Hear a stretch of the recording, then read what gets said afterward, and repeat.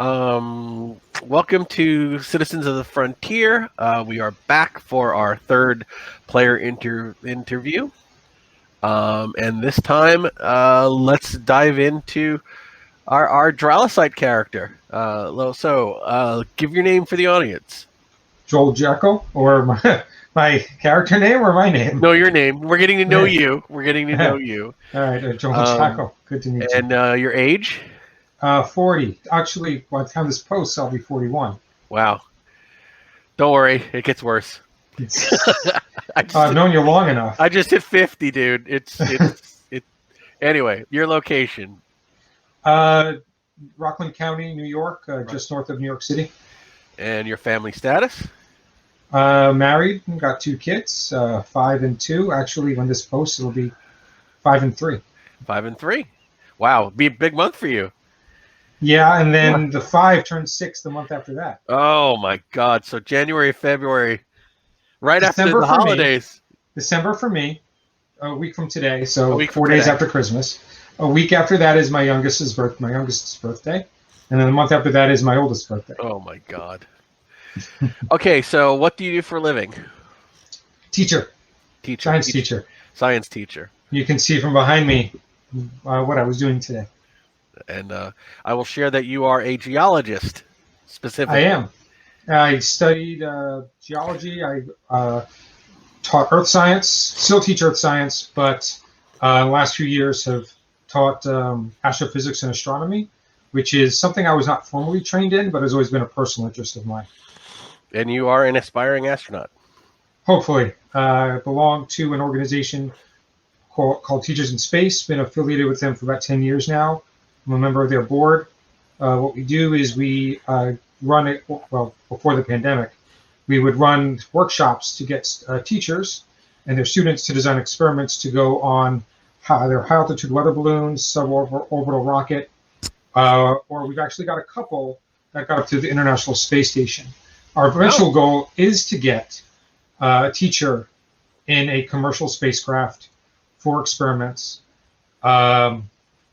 I hope I'd be considered, considering that I've been with the organization this long. So are you? But I can hope. I've had some experiences. Are you hoping to be a passenger on the new the Dragon starship? I don't know if if they're going to Mars, I'm not going that far. Not unless I know there's a way to come back. Right. No, I've had some experiences. I've been through. I've done some centrifuge training. I've done some pressure chamber training. I've done some flight training. So I do have some rudimentary experiences that I could apply to this. So a game like Star Frontiers is really stretching your envelope. It's really outside of your comfort zone. Yeah, I have no interest in space whatsoever. Okay. So how do we know each other? And obviously we know each other. I mean. I don't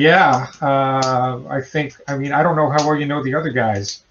You and I. Not as well as I know you. That's for sure. So I've known Oscar for 20 years, almost. Was Melanie born? Melanie was 3 weeks old. We've known each other 18 years. 18 years. Okay. Wow. So yeah, damn near 20 years. So almost half my life. Yeah. We've done medieval reenactment together. We've played a lot of Call of Cthulhu together. Yeah. I don't think we've ever been in the same LARP. No, but we've definitely cosplayed at the same con. Where we might have. We've definitely cosplayed at the same con. Yeah. Oscar was the best man at my wedding. I was the best man at your wedding. Yes. Yeah. So. Thank you for that honor. And so here's the kicker. What's your experience with Star Frontiers? I've played precisely 1 session. Never played. So at the time this posts, I will have played precisely 3 sessions. 3 sessions, yes. Okay, so tell us a little bit about your character. And don't be that annoying guy at the con. A little bit about your character. Yeah, so Larmo is Dralasite. Knowing nothing about Star Frontiers, I had to do a lot of research. So I was trying to get into the heads of Dralasites, how they think and how they perceive things.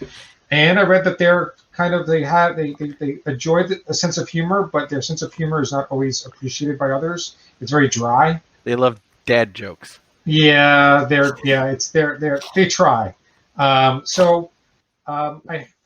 when I was going out for this guy with computer skills, so I was like, maybe he plays practical jokes by messing with people's computers. So I kind of went with that, and then he got in he got in a little bit of trouble with the law as a result. But nothing that he did was malicious. He was just nuisance and mischievous type of trouble, but nothing malicious. And no one was getting hurt. So we got a little trouble with the law, and everyone in this storyline gets mandatory military training and service anyway. So I figured, as a sentence, that he would get just sent off to do that a little bit early. So the skills that he had would be put to better use instead of tomfoolery. Okay. So there we are. All right. So this, I think, concludes our YouTube portion of the interview. Can I put in one thing first? Of course. If anyone wants to follow me, you've mentioned cosplaying. I do that, or at least I did that before the pandemic. We can include any links you want in the show notes for this. Okay, because I have an Instagram that I want to talk to you. Okay, so the links for your Instagram will, and if you want to give a shout out to that teacher organization, we can put the links to them too. Okay, thanks very much. Appreciate that. No problem. All right, so again, this is our Getting to Know Joel interview. Our Patreon members, stay tuned. We're going to have a whole second half of the interview where we get to know Joel a little deeper with our sci-fi discussion questions. But for our YouTube fans, if you like the video, please, hit the like if you did like it, and subscribe to the channel. That would help us out a bunch.